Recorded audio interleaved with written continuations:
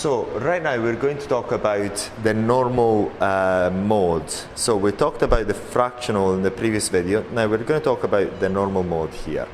Now this is quite a peculiar mode. It's not very used. It's not as used as the fractional, but it's worthwhile to discuss how we're using this device and the various functions of the normal mode. First of all, we're going to start by introducing this pen, which is the one that you're going to use for the normal mode. And one of the most asked questions is, how do I change from fractional to the normal mode pen? Now, first of all, the normal mode pen in aesthetics is used to remove molds and skin imperfections. But we're going to show you right now how to change from the fractional to the pen. Now what you do is, you hold this tight and then you start unscrewing this bit here, this way. So make sure you hold this one tight, because many times what happens is the customers unscrew this bit. We should not unscrew it. So you just hold this tight, once again, unscrew this bit here, until it's completely undone, like so. And then the other part is just take off the this tube, which is only connected to a pump, which pumps air into the area. So then you just place it anywhere else, so you can actually completely disconnect it if you want. Now you take this head and you screw it gently. Make sure that you follow the threads. If you don't, you can actually cause damage to the units. Now I'm just trying to find the right way to connect it. Okay, I found it. Once I find it, I just go and screw it really quickly. Once I've finished, then I put back the tube into the right place, so the air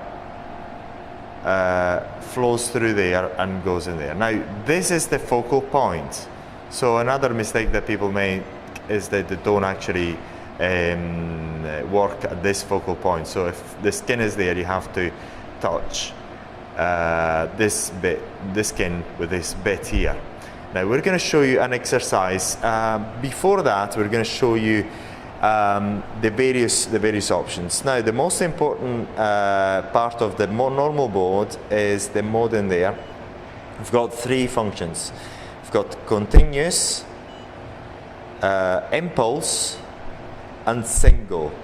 Now we're going to talk about the single first, because is the basics of the impulse mode, and then the continuous mode is really simple. So we're going to talk about the single mode first, which is rarely used, but we'll show you how this works. So we'll try to explain it right now. This duration is that duration there, this peak in there, this waveform in there. So say for example, if it's 100 milliseconds, which is the top, then what you find is that the distance between there and there is 100 milliseconds in time frame. But I can change that to a minimum of, I can't quite remember right now, I think it's 1 millisecond, or a fraction of a millisecond. And I can just reduce it. So what happens is, when I hit the start button, then you only have an impulse, really. And I'll show you what the effect is. And it's 0.1 milliseconds. What we do, if I use a maximum power, I'm going to use the maximum power to just show you the effect, otherwise you're not going to see it. Now we're going to go and press and ready at a minimum duration, and we're going to find almost nothing. We're not going to be able to see almost anything. So it's already ready there. I'm going to try and show you what happens. I'm going to touch it, and nothing happens. And just do it again. Nothing happens in there. It's just because the duration is so small, it's so short, that nothing happens, or nothing seems to be happening. So now what I'm going to be doing is, I'm going to change the duration to something a bit longer. The power setting is the same. Gonna go into ready. Just to show you what happens when I hit there. So there is something there. You see there's the white spot. I'll do it again. There's a white spot in there. I'm gonna press another shot again, and there's this white spot in there. White spot again. White spot again. If I just move and I keep pressing on the pedal, I get only one white spot, and that white spot is only because the duration is too brief to cause anything else. This is why I get a white spot. But we're going to change. We're going to make another exercise. We're going to change the duration, and we're going to increase it now to something much longer. For an exercise, we're going to do say 50 milliseconds, or roundabouts 50. Okay, roundabouts 50, and then I'm going to press on ready. I'm going to do two things now. I'm going to keep the head fixed. Look at what happens. I'm going to get a hole, really. So if you look, I'm actually getting a hole. I'm going to run my finger below it. You can actually see there is an actual hole in this carton here, which is quite thick, and I get a hole. But look at what happens if I just, while I press the pedal, I keep moving. So I get a sort of line in there. Get a sort of line if I keep moving. And I haven't actually gone through the paper yet, through the carton yet, but I've actually caused a line. I'm just going to do it again, just to show you again. I'm going to go, move, and press. That's what I get. So I moved more quickly, so I get a longer line there. So I'm going to increase the duration there to maximum, and the maximum is 100 milliseconds.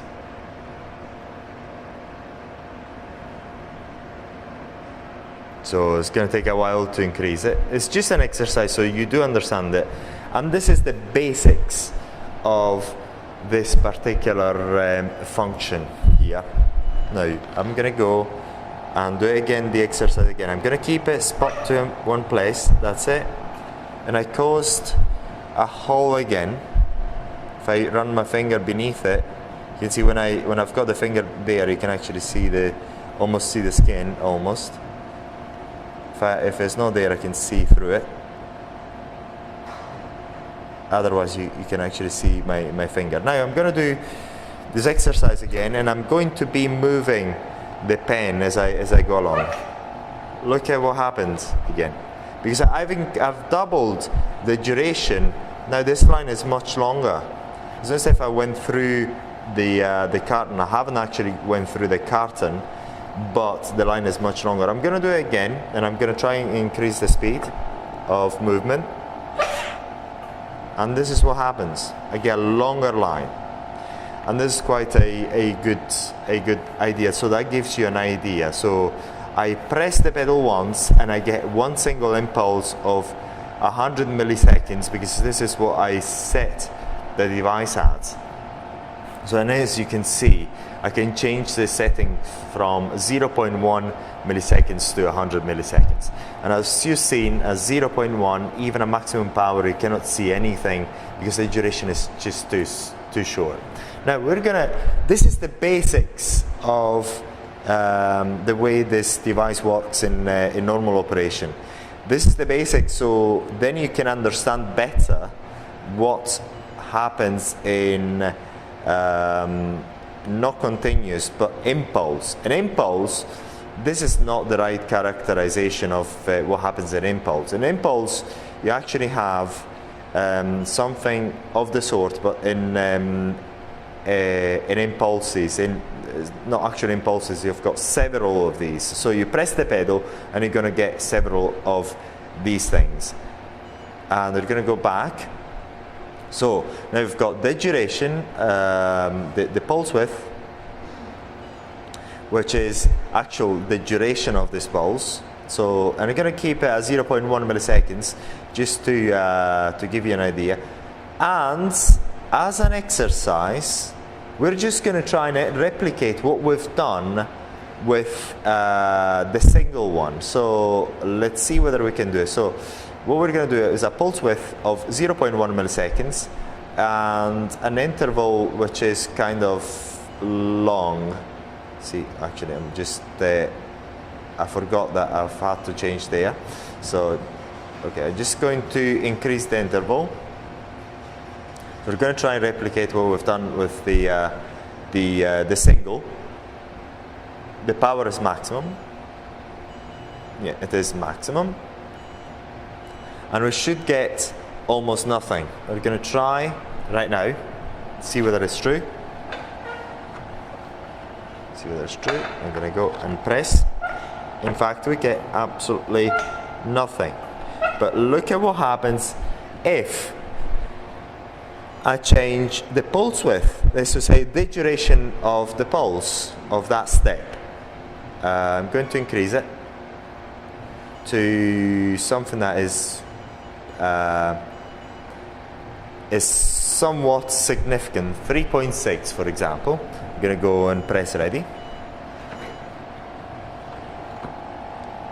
And I'm going to go, that's it, and this is what happens. So basically, and if I increase the speed, what you see, this white marks, really the duration of the spot, which is 3.6 milliseconds. Now let's change the interval, which is the distance, well, the time that it takes from one impulse to another. The distance between the time distance between one pulse and another. I'm going to change that, and I'm going to increase it dramatically. So let's try to increase it to almost the maximum, actually the maximum, just to show you what happens. So you have an idea of how this mode works. So I'm gonna go to the maximum. So that distance there between one pulse and the other is 100 milliseconds, which is 0.1 seconds. So let's go ahead and see what happens on this piece of paper, keeping the pulse width the same as it was just before. So I'm gonna go press. And this is what happens. So, and then if I keep it fixed at one point, it's going to make a hole. I'm going to change the speed. If I change the speed, because the duration is still quite small, that is still very, very small. But let's see what happens if I change the pulse width now, and I increase it to a more significant length, so to a longer length of time. Let's see what happens. We're just going to go as an exercise to almost maximum, actually half the maximum, which is 100 milliseconds. We're going to go to 57 milliseconds, just as an exercise. I'm going to press ready. And I'm going to show you what happens. I'm going to move. And this is what happens. So basically you've got almost the same concept as the single, almost, but 100 milliseconds, which is a 0.1 second in between. Now we're going to change, and we're going to increase the pulse width, is to say the duration of that pulse. We're going to increase it to maximum, just as an exercise. And what we're going to see is that length is going to be much longer. It's going to take a while to go to maximum. And almost there, and there we are. We're going to press on ready, and we're going to go and show you what happens. I'm going to go and press. So that length is much longer. This is what happens. So hopefully this gives you an idea of what we're working with this mode. We've got basically, if we go back into the single mode, it's actually the same as a single, but we've got the single replicated several times, and you can change the pulse width, which is the single mode width, to 100 milliseconds as you've seen before, and the interval between shots, that can be changed as well. So according to these two parameters, the way the device works is completely different. Now we're going to go into the simplest way of using the normal mode, which is the continuous. In this case, as you can see, these three functionalities are nil. You cannot change it, because basically what you're using is the laser at continuous mode, so it's firing continuously, and I'm going to show you what happens if you do that. You can actually cut through things literally. I'm going to go on ready, and I'm going to try and cut a circle in here roughly. I'm going to draw a circle and try to cut it out. So I'm going to go and say I'm going to make a circle. Say that's fine. I'm going to make a circle here. Let's see whether I can actually cut it out. And actually cut it out. No problem. So, and this is a function that can really cut through skin if required, and other things. Is a very good application. I'm going to go and show you another example of the power of this functionality, this function. I'm just going to cut through this piece of paper here, and I'm going to cut through there.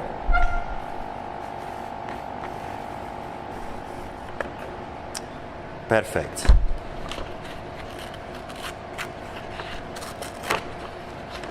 And this is what happens. So hopefully this gives you an idea of how the normal mode operates in the fractional CO2 laser. It's one of the modes that you have available. So thank you very much for watching. If you have any questions, please let us know. Thank you.